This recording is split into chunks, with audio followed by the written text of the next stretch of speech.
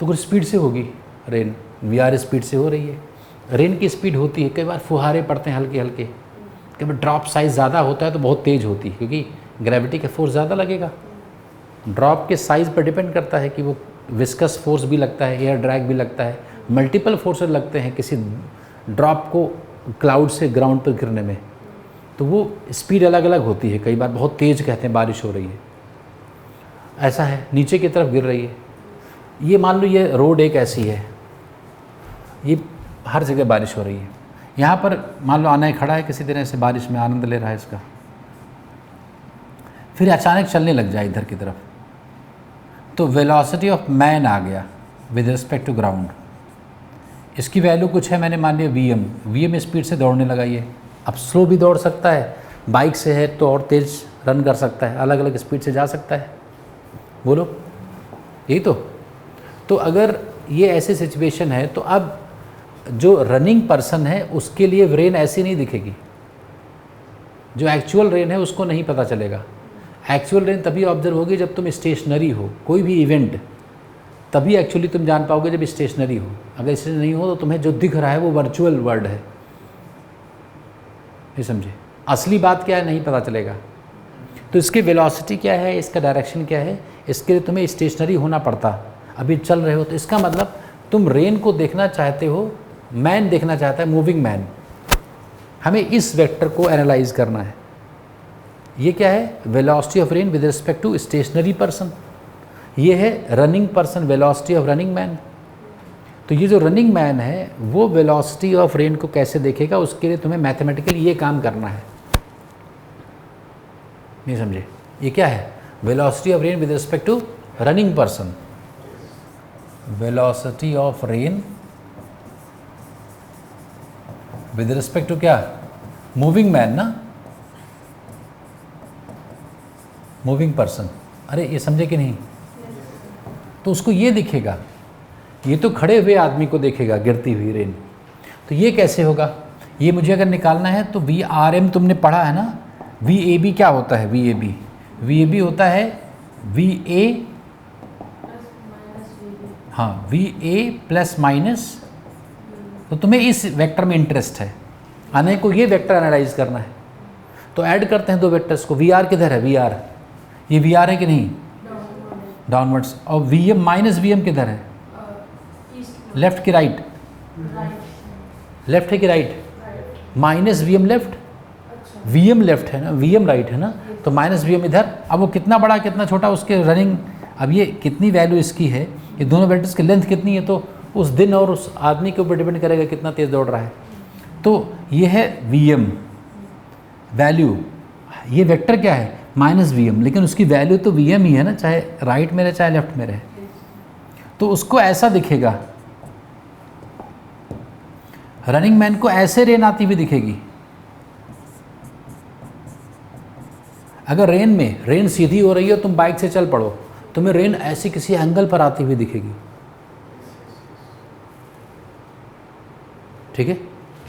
So this is the problem, that why we observe a rain falling at some angle with the vertical while we move. This is the problem, and here is the solution.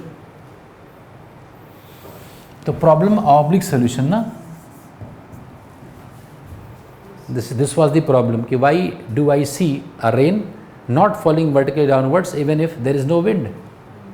So this is due to your motion, you are observing this kind of rain. So the angle of rain has changed. The original angle of rain is theta is 0, but you are observing a rain at some angle theta, and you can calculate this value also. Rain की speed भी बढ़ जाएगी, ना सिर्फ angle बढ़ेगा, उसकी speed भी ज़्यादा लगेगी, क्योंकि ये पाइथागोरस एक हाइपोटेन्यूज है। तो वो होगा कितना पाइथागोरस थ्योरम से, इसकी वैल्यू क्या आएगी, under root VR square plus VM square. So not only direction of rain has changed, but the value of the rain has also changed. So there is two kinds of confusion while you move in running in a rain. Increased speed of the rain as well as changed in the direction of the rain. So that is virtual world. इसीलिए कभी भी जब लोग rain में travel कर रहे होते हैं तो कहते हैं रास्ते में बहुत बारिश हुई। जब भी किसी से पूछो वो यही कहेगा कि रास्ते भर बारिश बहुत तेज़ होती रही।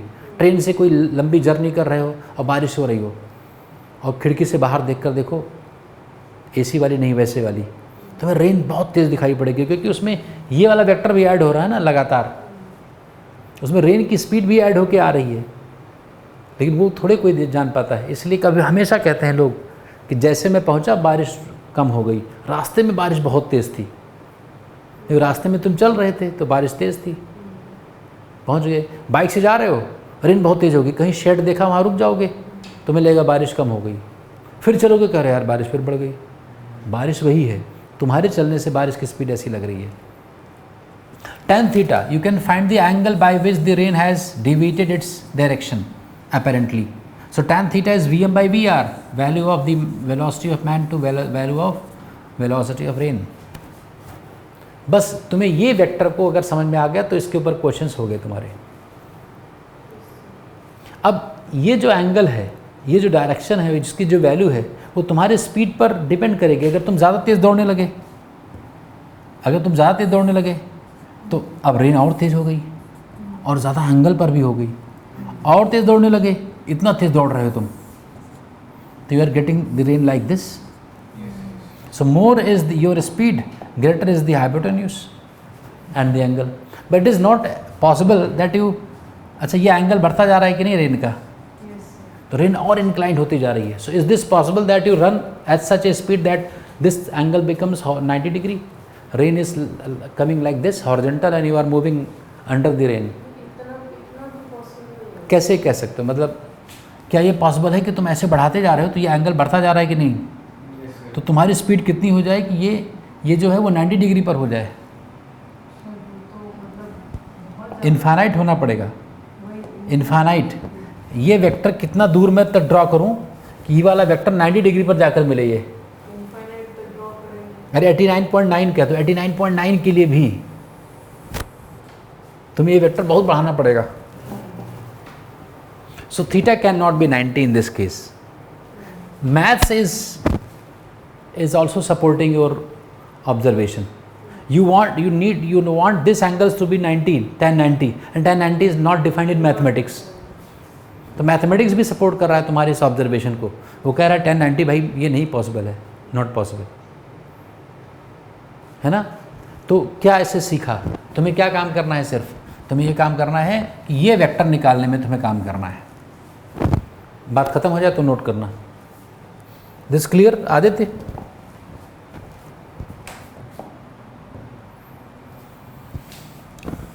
अब अभी कर ले, इकट्ठा कर लेना। तो अब मान लो रेन किसी दिन ऐसे हो रही थी और तुम इधर रन कर रहे थे, ये वेलोसिटी ऑफ रेन है, विंड ब्लो हो रही किसी दिन और तुम इधर जा रहे हो,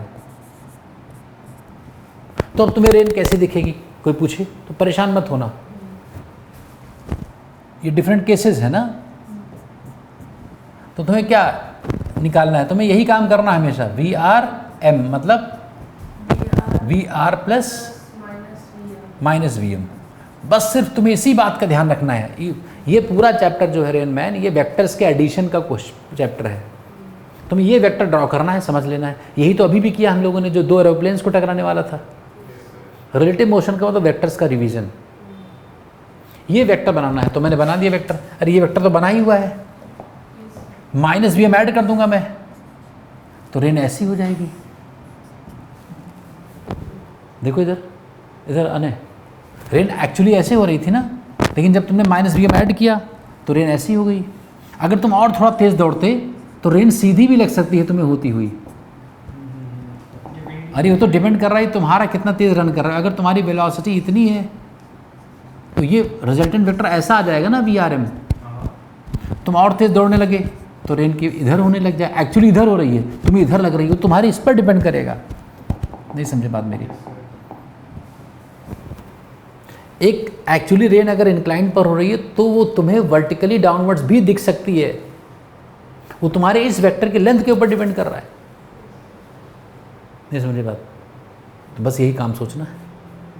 अब मान लो तुम इतना ऐड कर रहे थे, ये तुम्हारा वी आर है, इसकी वैल्यू कितनी है, वी आर है, ये वी एम है, ये क्या है, वी आर है, तो ये कितना होगा,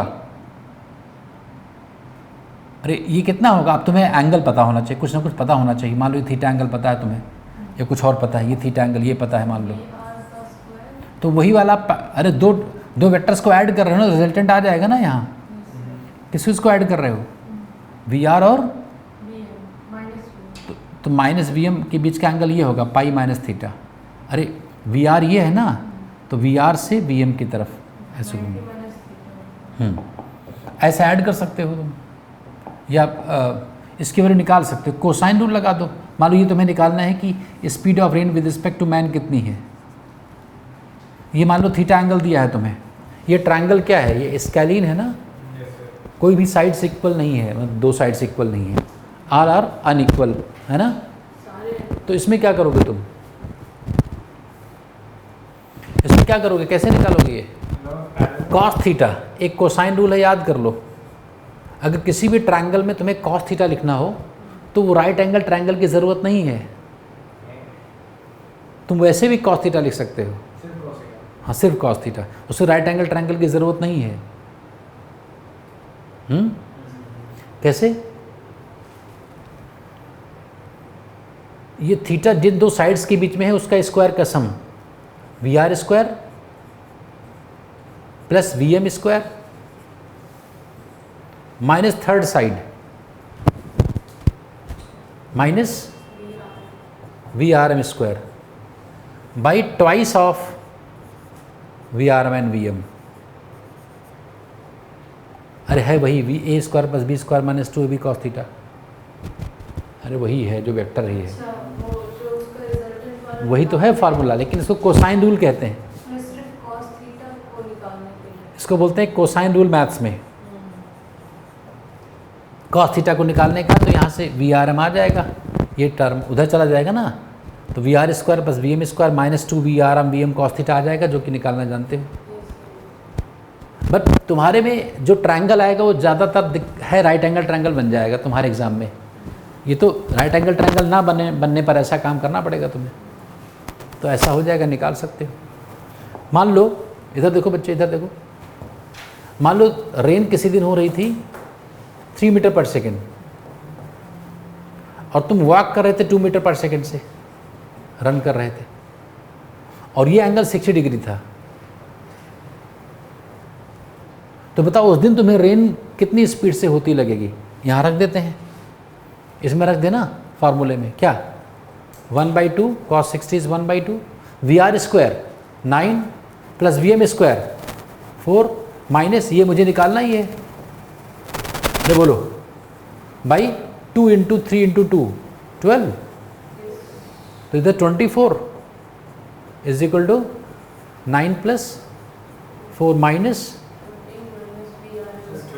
6 आ गया, ये 6 होगा ना, वी आर एम स्क्वायर ना। So you get speed of rain with respect to you as √13 √7 तो वी आर एम कितना आ गया। So this is the speed of rain while you are running with 2 meter per second, √7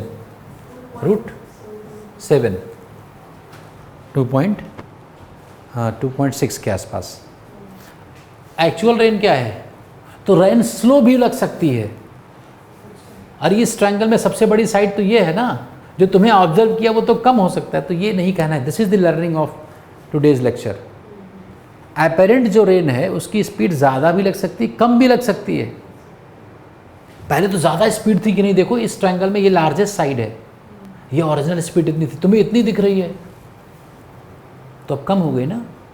तो wind अगर blow कर रही है, तुम इस तरीके से दौड़ रहे हो, जिधर रेन है उधर के दौड़ने लगो, तो उसकी स्पीड कम भी लग सकती है। तो ये तुम्हें नहीं सोच कर जाना है कि रेन बढ़ी हुई हमेशा लगती है, कम भी लग सकती है। वो डिपेंड करेगा ये ट्रायंगल कैसा बनेगा। ये जो पूरा कंक्लूजन है हर डिस्कशन का ये है कि ये जो वेक्टर मैं बनाऊंगा उसमें जो मुझे दिख रहा है वेक्टर, वो इन दोनों से बड़ा बनेगा कि छोटा बनेगा, कि बनेगा ही नहीं, कि पॉसिबल ही नहीं है। तो एक्चुअली तुम्हें इसी पर फोकस करना है कि नहीं। तो कोई भी क्वेश्चन आएगा तुम कर लोगे, है ना? बोलो। से एग्जाम्पल लेता हूँ एक, अभी लिखना रुक जाओ। एग्जाम्पल, मान लो किसी दिन रेन हो रही थी, बोलो, किसी एंगल पे रेन हो रही थी, मुझे नहीं पता कितना है, ग्राउंड के रेस्पेक्ट में कोई रेन हो रही थी, विंड उस दिन ब्लो कर रही थी, ये मुझे नहीं पता है कितना है। मैं रन करना शुरू किया, रन करना मैंने शुरू किया, ठीक है, इतने स्पीड से। तो मैंने क्या देखा कि जो रेन मुझे दिख रही है वो डाउनवर्ड्स होने लगी, किसी डायरेक्शन में हो रही थी। जब मैं रन करने लगा तो मुझे कैसे लगने लगी? डाउनवर्ड्स। मान लो मैं 2 मीटर पर सेकंड से रन करने लगा, तो मुझे ये रेन कैसे दिखने लगी? डाउनवर्ड्स होते हुए। फिर एक तो ग्राउंड के रिस्पेक्ट में, एक मैन के रिस्पेक्ट में, तो वो क्या, वो सिर्फ डायरेक्शन है? हाँ, सिर्फ डायरेक्शन है ये। Downward direction. हाँ, मतलब मुझे रेन नीचे गिरती हुई दिख रही है, जबकि हाँ, ये खाली स्पीड है, मतलब ये तो स्पीड है सिर्फ, हाँ इतनी स्पीड है, और वो दिखने लगा इसलिए मैंने ऐसा कर दिया।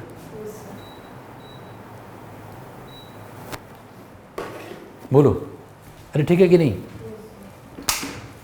तो फिर मैंने अपनी स्पीड बढ़ा दी, मैंने उसी डायरेक्शन में अपनी स्पीड को बढ़ा दिया। अब मैंने 4 मीटर पर सेकंड कर दिया,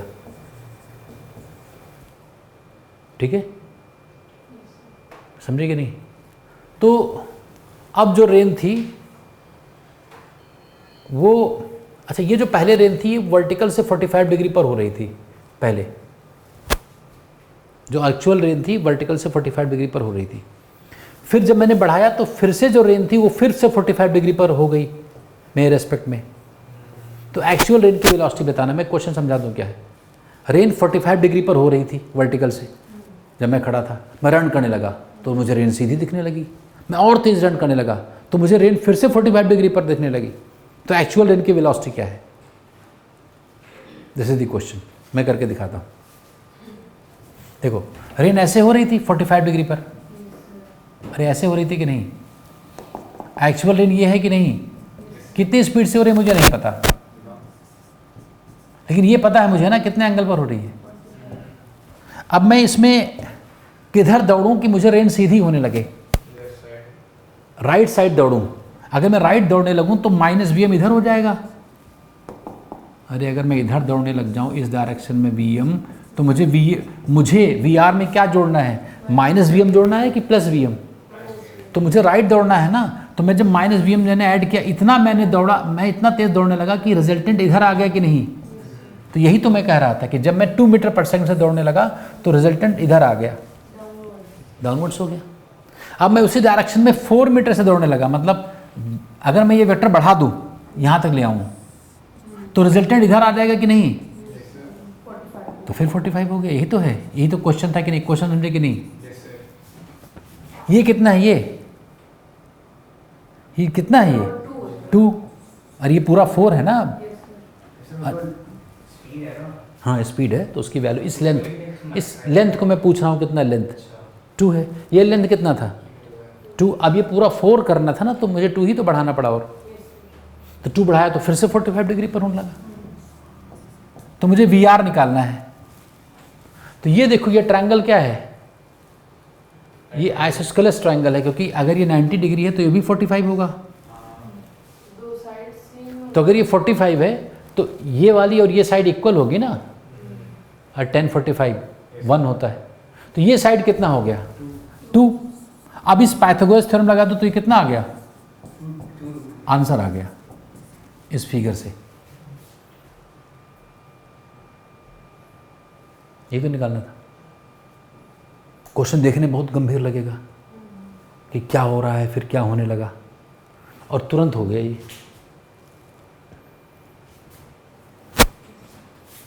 इतना लिख लो।